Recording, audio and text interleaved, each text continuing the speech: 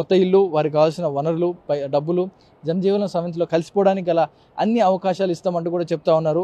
ఇప్పటికీ కొన్ని దళాలు చిన్న కొంతమంది మిగిలిపోయి ఉన్నారు. వారు కూడా లొంగిపోతే మార్చి 30 నాటికి మావోయిస్టులో ఉండరంటూ కూడా చెప్తున్నారు. కానీ మావోయిస్టు దళాలు జరుగుతున్న ఎన్కౌంటర్ల పరిణామం నేపథ్యంతో అందరూ కూడా భయానికి గురై ఎన్కౌంటర్లో చనిపోతా అనే నేపథ్యంలో అందరూ కూడా లొంగిపోతూ ఉన్నారు.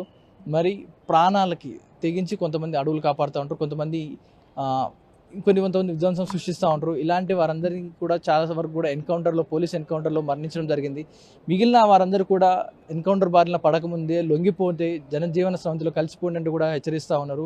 ఇప్పుడు సుమారుగా 126 మంది, అంటే అందరూ కూడా స్త్రీలు, పిల్లలు, సుమారుగా అందరి వయసు 19, 18, 21, 25 ఈ వయసు గల మహిళలే ఉండడం జరిగింది.